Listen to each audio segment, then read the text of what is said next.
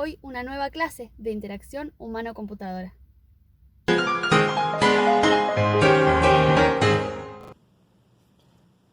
Ese no era yo. Ahora vamos a hablar de eso. Bien. Continuando con el tema de percepción y el ser humano, hoy vamos a terminar de hablar del ser humano.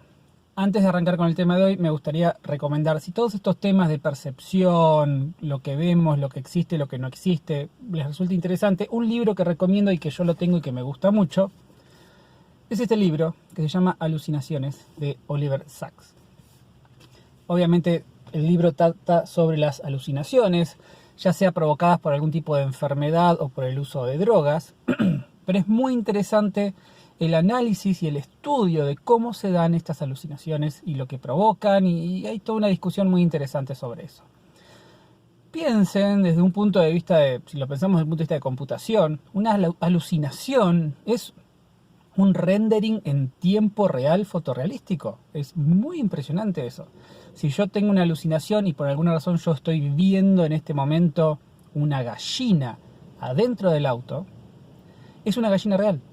No lo voy a dudar, eso es parte de la alucinación. Eso quiere decir que mi cerebro está recreando todas las características físicas correctas y la percepción de ese animal solamente en mi cerebro. Y eso es muy, muy impresionante. Así que bueno, lo recomiendo si quieren leer más sobre estas cosas, es muy interesante, es muy divertido. Hoy lo que vamos a hacer es hablar de la memoria. ¿Sí? Recuerden cuando veíamos el modelo de procesador humano, que lo que era central en todo este proceso era la memoria, ya sea en la percepción consciente o inconsciente, en las distintas etapas que nosotros tenemos de este modelo, siempre estamos conectados a la memoria. Y la memoria es lo que hace en parte que este proceso sea tan subjetivo. Ustedes se dieron cuenta que la persona al principio del video no era yo.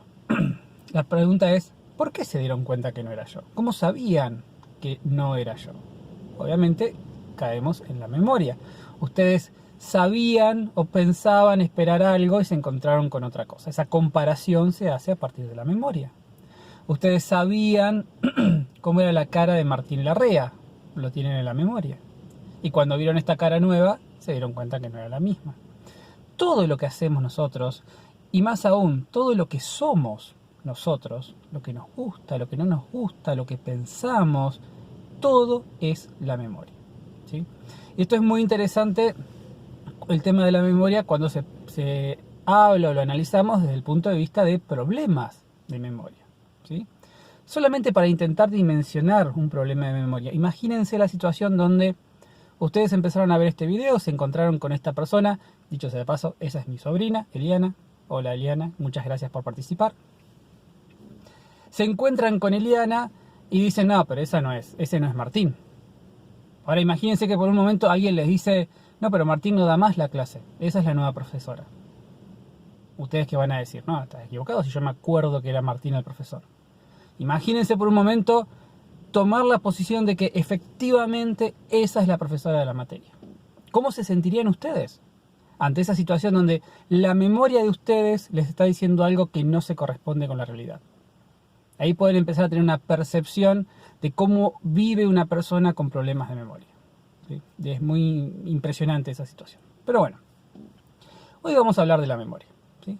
Vamos a hablar un poco de los tipos de memoria que tenemos y brevemente cómo funcionan. Nos vamos a limitar solamente a eso, va a ser un video, espero, cortito. Cuando hablamos de tipos de memorias, tenemos tres tipos de memorias. La memoria sensorial, la memoria de corto plazo y la memoria a largo plazo. Volviendo, porque me olvidé, de problemas de memoria, dos películas muy interesantes para ver cómo se vive con problemas de memoria son Memento y 50 primeras citas. Las recomiendo las dos, son muy buenas, son distintos tipos de películas, una es un drama, la otra es una comedia, pero detallan muy bien cómo es la vida de una persona con problemas de memoria. Mírenla si pueden. Y si quieren ver un poco cómo funciona la memoria más divertido, miren Inside Out de Pixar, también es muy buena. Volvemos. Entonces, memoria sensorial, memoria a corto plazo y memoria a largo plazo. La memoria sensorial es una memoria asociada a los sentidos, ¿sí? Ya hace rato que dejamos de considerar los sentidos como los 5 sentidos. Tenemos un montón de sentidos, ¿sí? Como había dicho antes, la temperatura, el equilibrio, todos esos también son sentidos que consideramos. todos esos sentidos tienen lo que se considera una especie de buffer, ¿sí? Un almacenamiento donde por una fracción de segundo mantienen ese estímulo que recibieron, ¿sí? Eso quiere decir que un ejemplo que se usa muchas veces son con los fuegos artificiales. El fuego artificial, si yo pudiese ver la situación en la cual yo estoy mirando un fuego artificial, si yo pudiese verlo desde afuera, ¿sí? Sacando todo aspecto de percepción, sino simplemente a la física de la luz que se transmite, el fuego artificial tiene una duración, pero mi percepción de esa duración es un poquito más larga. Y esa fracción de segundo extra de mi percepción de ese fuego artificial es por ese buffer que tiene el sentido. Eso es lo que nos permite a nosotros, cuando vemos un destello, una luz muy rápida, tener el recuerdo de dónde fue esa luz. Esa fracción de segundo me permite a mí, me ayuda a mí a ubicarlo. Lo mismo pasa con el oído, ¿sí? Por ir desde la física del sonido, el sonido termina en un tiempo X, pero yo lo percibo en un tiempo X más una fracción de segundo. De vuelta, esa fracción de segundo la agrega esta memoria sensorial, este buffer, que está asociado a los sentidos, no está en lo que es nuestro cerebro, ¿sí? Es como que, volviendo al caso del oído, el oído transmite una información y transmite un poquito más de esa información. Ese poquito más que transmite el oído, ahí está la memoria sensorial, ¿sí? De vuelta, es muy cómoda para ubicar cosas, para hacer una percepción rápida de los objetos. Después pasamos a la memoria a corto plazo. Es muy impresionante el paralelismo entre la memoria del ser humano y la memoria de una computadora, porque la memoria a corto plazo funciona como una memoria caché, ¿sí? Si lo vieron en las materias de organización o arquitectura, la memoria caché de una computadora es una memoria rápida, ¿sí? Es muy limitada en capacidad, pero es muy rápida para accederla. Entonces, en una computadora, cuando hay cosas que yo sé que voy a usar muy seguido, las guardo en la memoria caché. No puedo guardar muchas cosas, puedo guardar poquitas, pero esas que guardo en la memoria caché las voy a agarrar muy rápido. Bueno, la memoria a corto plazo funciona de una manera similar, ¿sí? La memoria a corto plazo es una memoria de muy rápido acceso, es muy rápido su uso, pero es muy limitada su capacidad, y decimos que es una memoria volátil, muy volátil. Eso quiere decir que se pierde muy rápidamente también la información que nosotros guardamos, ¿sí? La memoria a corto plazo está limitada en capacidad. Los estudios que se han hecho ponen la capacidad de la memoria a corto plazo en 7 más menos 2, ¿sí? Es decir, algunas personas, en el peor de los casos, pueden retener 5 cosas en la memoria a corto plazo. Otras personas, en buenos casos, pueden retener hasta 9 cosas en la memoria a corto plazo. Y a su vez también la volatilidad de esta memoria está asociada al tiempo, ¿sí? Las cosas nosotros las vamos a poder mantener en la memoria a corto plazo mientras las usemos. Si yo la uso, la guardo ahí, la guardo ahí, la guardo ahí. Si pasa tiempo y no la uso, se pierde, ¿sí? También pierdo cosas en la memoria a corto plazo porque ingreso nuevas cosas, ¿sí? De vuelta, como estoy limitado en capacidad, asumamos que mi capacidad es de 5 elementos en la memoria a corto plazo. Yo tengo los 5 elementos ocupados e ingresa un sexto, va a sacar a alguien. Entonces eso también lo tenemos en cuenta en la memoria a corto plazo. Hay un test que se puede hacer de cuál es la capacidad de cada uno con la memoria a corto plazo. Voy a dejar el link en la descripción del video. La memoria a corto plazo nos interesa mucho a nosotros en el diseño de interfaces porque, como dije antes, es de rápido acceso. Entonces, si yo le estoy dando información a mi usuario, yo puedo asumir que esa información está quedando en la memoria a corto plazo. Ahora, como dije antes, tengo que tener en cuenta el tiempo que queda ahí y la cantidad de cosas que yo le doy. Imagínense una serie de ventanas en un programa donde yo voy haciendo cosas, ¿sí? Un formulario, un wizard, lo que sea. Si yo voy por la ventana 8 y me piden algo que me dijeron en la ventana 1, yo puedo asumir que eso está bastante lejos y no sé qué tan probable es que la persona lo recuerde. En cambio, si estoy en la ventana 8 y me piden algo que me dijeron o que establecí en la ventana 7, eso está más cercano en el tiempo. Entonces, desde el punto de vista de interfaces, que ya lo vamos a ver cuando encaremos la parte de ingeniería de software, cuando yo diseño una interfaz tengo que tener mucho control o ser muy consciente de la cantidad de información que le estoy dando a mi usuario. En particular, si me interesa el tema de la memoria a corto plazo. Es decir, si yo le doy un dato, le doy algo para que recuerde, lo mejor que puedo hacer, si yo sé que lo va a necesitar después, es no darle más cosas. Y si le voy a dar más cosas, de alguna manera volver a repetirle esta cosa, este elemento, para que no lo pierda. Esa es la memoria a corto plazo. Y después venimos a lo que es la memoria a largo plazo, ¿sí? Que, como su nombre lo indica, es una memoria donde la información va a perdurar mucho más tiempo. Es una memoria que podríamos considerar que no es volátil, que no se pierden las cosas, aunque en realidad un poco sí se van a perder. Y ahí entra en juego la parte también biológica del ser humano y otras cositas que vamos a ver ahora. Pero es la memoria donde yo guardo cosas que van a perdurar en el tiempo. Y acá hay algo que siempre me gusta repetir, algo que decía un amigo mío que es psicólogo. La atención es el pegamento en la memoria, ¿sí? Yo recuerdo cosas porque presté atención a lo que estaba haciendo. Y el ejemplo que yo siempre doy es un ejemplo de mi casa, ¿sí? Yo en mi casa tengo un riego puesto en la vereda que se maneja con unas canillas. Entonces cuando yo prendo el riego tengo que abrir una canilla, se riega todo, cierro la canilla. Se abre la canilla, cierro la canilla. Y siempre me pasa, que estoy acostado a las 10 de la noche, 12 de la noche, la hora que sea, abro los ojos y digo, me olvidé de cerrar la canilla. Dejé el riego puesto. Siempre. ¿Y por qué me pasa eso? Cuando yo la cerré, yo lo hice, yo fui y cerré la canilla. ¿Por qué no lo puedo recordar? Porque no tenía atención mientras lo estaba haciendo. Como es una tarea tan automática, tan trivial para mí, y estoy pensando en cualquier otra cosa, no tengo esa atención que fija los objetos a la memoria a largo plazo. Siempre me gusta esa definición de lo que es la atención. Pero ese es el rol que tiene la memoria a largo plazo, ¿sí? Cuando nosotros incorporamos información a la memoria a corto plazo, la atención es lo que va a servir para pasarla del corto plazo al largo plazo, ¿sí? Entonces, de vuelta, la atención que nosotros requerimos del usuario va a ser importante y la vamos a tener que considerar de alguna manera. No, decimos que no es volátil, pero en realidad tiene cierto grado de volatilidad. A medida que pasa el tiempo, pensamos que nos vamos olvidando de cosas.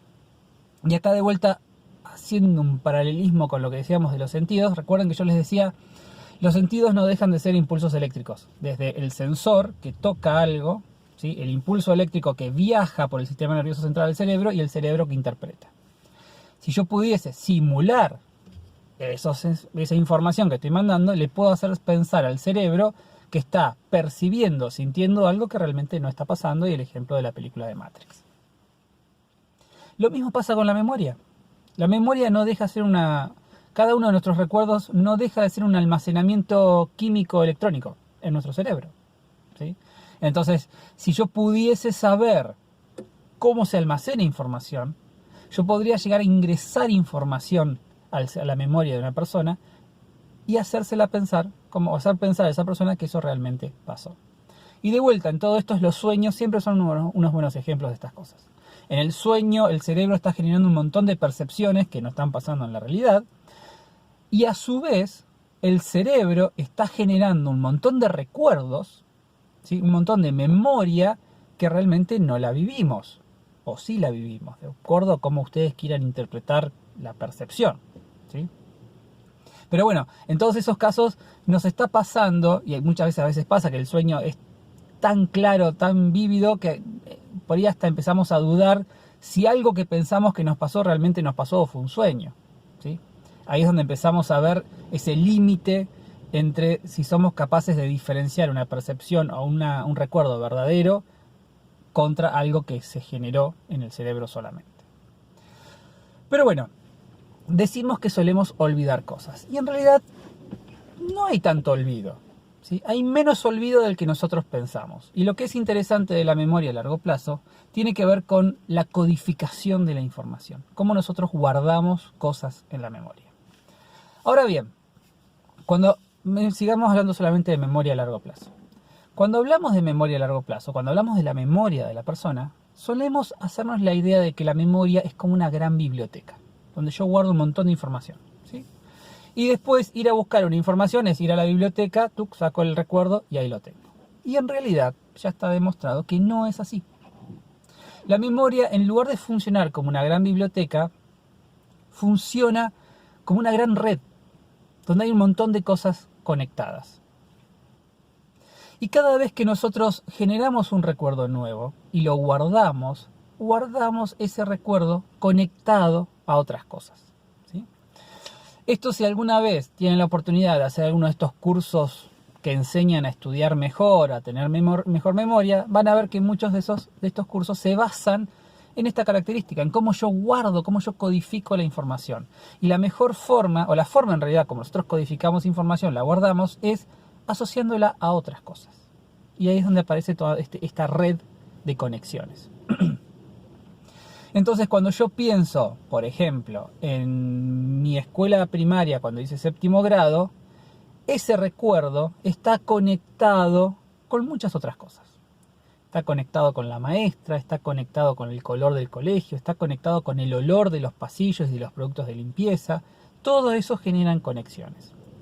Y esas conexiones a distintos elementos son también la forma como nosotros recuperamos la información. Por eso es que digo que en realidad es poco el olvido que tenemos. Lo que nos pasa es que muchas veces queremos recuperar una información a partir de una codificación que no fue la que usamos para guardarlo. ¿Esto cómo lo podemos ver? Muchas veces nos pasa que nos olvidamos de la cara de una persona. Y después, por algo totalmente sin relación, un sonido, un olor, cualquier cosa que nos cruzamos, nos acordamos de esa cara, ¿sí? A mí me pasa mucho con los olores. Los olores a mí me generan muchos recuerdos. El olor, el ejemplo que di, el olor de los productos de limpieza del colegio, del primario, que era muy particular. Cuando yo paso por algún colegio de la ciudad y siento ese olor, me vuelve todo el flash de mi primario. No fue una época feliz, pero bueno, me vuelve todo ese recuerdo. ¿Por qué? Porque en esa codificación que yo hice de la memoria, ¿sí?, el recuerdo del colegio estaba muy asociado a este olor, y cuando yo en mi vida, en mi percepción, encuentro ese olor, es como que yo levanto ese recuerdo y viene con el hilo atado al recuerdo del primario, y el recuerdo del primario viene con el hilo atado a mis compañeros, y eso viene atado al hilo del bullying, y eso me pone mal. No viene el caso. Pero así es como funciona realmente la memoria, a partir de una serie de conexiones que hacemos. Por eso está bueno, un buen ejercicio cuando uno quiere trabajar la memoria y quiere acordarse, algo muy importante es acordarse de algo, es codificarlo asociado a algo trivial, algo que podamos recordar nosotros, ¿sí? Números, fechas, lugares, lo que sea, intentar almacenarlo asociándolo a otra cosa que es fácil recordar, ¿sí?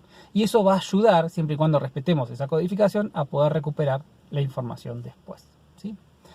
Esa es la memoria. Obviamente, desde el punto de vista de aquellas personas que vayan a usar nuestras aplicaciones, nuestras interfaces, vamos a ejercitar el uso de su memoria. Entonces, de vuelta, necesitamos conocer cuáles son sus relaciones, porque quizás podamos aprovechar cosas de ahí, ¿sí? Si yo ya sé que la persona asocia un icono en particular a una acción, ¿sí? Por ejemplo, yo sé que la persona, si ve un botón que tiene una impresora, sabe que eso es para imprimir. Y yo estoy haciendo una aplicación donde se tiene que imprimir. Un buen uso de la memoria del usuario para facilitar el aprendizaje de mi aplicación es respetar el mismo botón, ¿sí? Entonces todo eso tiene que ver con lo que vamos a empezar a ver en la próxima clase, que es la ingeniería de software y cómo nosotros vamos a usar todas estas cosas que estuvimos hablando de la percepción para poder mejorar y buscar esta interfaz invisible, ¿sí? Bien. Eso es por hoy, suficiente. En el próximo video arrancamos con ingeniería de software. Nuevamente, muchas gracias a mi sobrina que quiso participar en este video. Nos vemos, cuídense, espero que estén bien.